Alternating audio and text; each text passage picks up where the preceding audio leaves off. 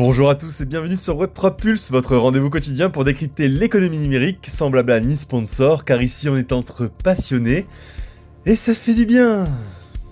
Cela étant dit, j'espère que vous prenez soin de votre santé numérique. Aujourd'hui, jeudi 15 mai 2025, un vent de sécurité souffle sur l'écosystème. Au programme, Naoris propose des bases d'une défense blockchain résistante aux ordinateurs quantiques. Lido DAO gère une alerte en urgence sur l'un de ses oracles. MetaMask entretient le suspense autour d'un éventuel token Mask. Et OpenAI relance son projet World aux États-Unis et relance en même temps le débat sur la vie privée.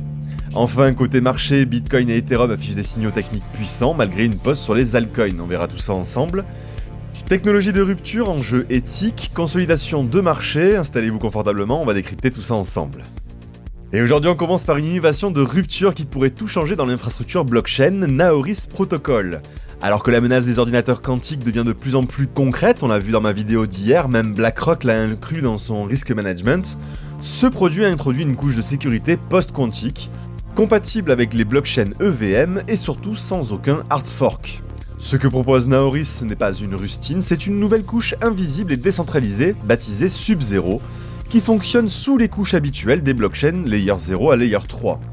Elle repose sur 3 piliers technologiques, la cryptographie dilithium 5, un consensus baptisé DPoSec centré sur la sécurité des appareils, et une IA décentralisée baptisée Swarm pour la détection des menaces en temps réel. Le tout permet aux blockchains EVM comme Ethereum, Polygon ou BNB Chain de signer des transactions post-quantiques sans changer ni d'adresse ni d'interface utilisateur. 52 millions de transactions post-quantiques ont déjà été testées, avec 2 millions de wallets créés, et tout ça sans perturber les systèmes existants. Mais Naoris ne s'arrête pas à la blockchain, sa sécurité s'étend au cloud, aux objets connectés, à l'infrastructure Web 2. Chaque serveur, chaque nœud devient un validateur du réseau de sécurité, et en testnet, ce sont déjà 335 millions de menaces qui ont été neutralisées. Naoris ne se contente pas donc d'innover, il anticipe. D'ici 2030, les infrastructures numériques devront respecter les standards post-quantiques imposés par le NIST. Naoris est déjà prêt et le 20 mai prochain, son token Naoris entre en scène, avec une vente publique attendue et un TGE prévu mi-juin, à surveiller de très près donc. Pendant ce temps, dans l'univers DeFi, Lido DAO lance un vote d'urgence puisque un de ses oracles Chorus One a été compromis.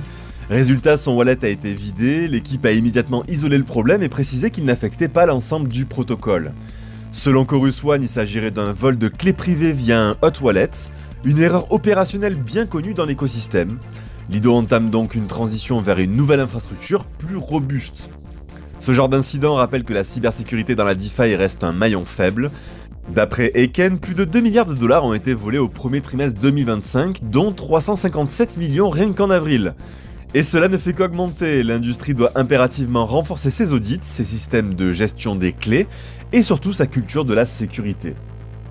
Et on enchaîne avec les wallets, puisque Dan Finlay, cofondateur de MetaMask, a soufflé sur les braises lors d'un podcast, il a évoqué de nouveau l'idée d'un token Mask. Peut-être a-t-il répondu avec un sourire en coin. MetaMask, c'est aujourd'hui le plus grand wallet Ethereum, avec plus de 30 millions d'utilisateurs actifs mensuels, et depuis 2021, l'idée d'un token circule. Objectif, favoriser la décentralisation progressive de l'écosystème Consensus. Mais Dan Finlay reste prudent, il promet que si un token voit le jour, ce sera fait proprement, sans airdrop piégé et sans arnaque. S'il y a un lien, il sera dans le wallet, point final, dit-il. Pas de lien douteux sur X, pas de spam ou d'email frauduleux. En attendant, aucune date n'est avancée, mais avec un contexte réglementaire plus favorable sous Trump, MetaMask pourrait bien passer à l'action dans les mois qui viennent. Et on poursuit avec World d'OpenAI. Sam Altman s'apprête à lancer le projet World aux États-Unis, un système d'identification biométrique basé sur le scan d'iris, et ça fait grincer quelques dents. Le projet World d'OpenAI est simplement le nouveau nom et positionnement de ce qui était auparavant appelé WorldCoin. La crypto-monnaie WLD reste au cœur du dispositif, mais l'initiative s'est repositionnée autour d'un branding plus institutionnel, sobrement appelé World. Déjà interdit dans plusieurs pays comme l'Espagne, Hong Kong ou le Brésil, World est accusé de porter atteinte à la vie privée malgré ses promesses. Son arrivée dans les villes comme Austin, Miami ou San Francisco inquiète. Il n'existe aucune loi fédérale encadrant les données biométriques.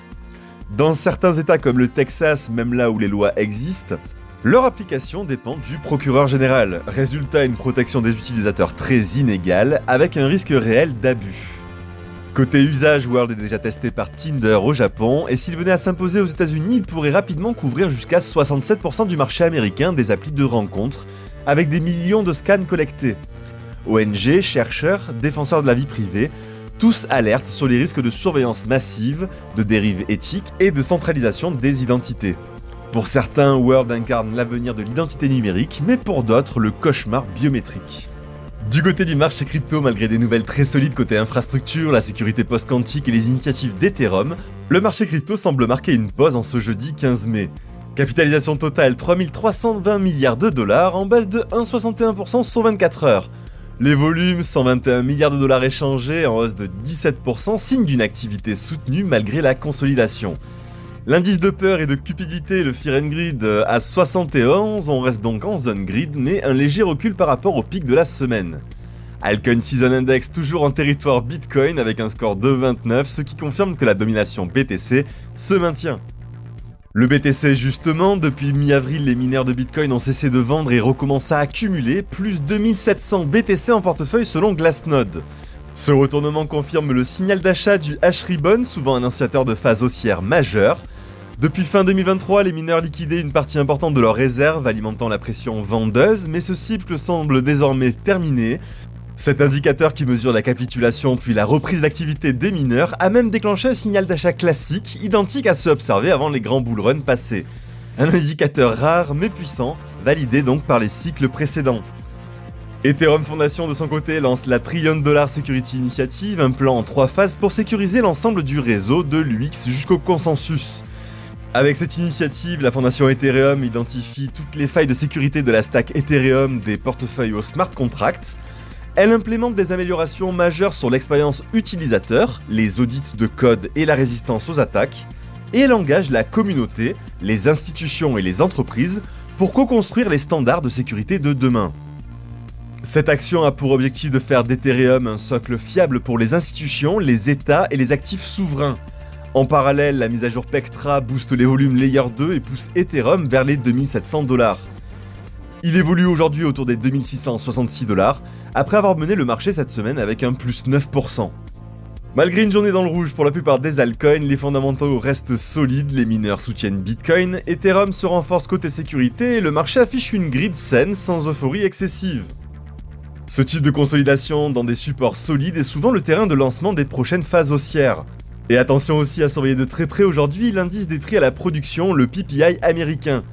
Pour information, le PPI c'est l'indice qui mesure les variations des prix des biens vendus par les entreprises manufacturières.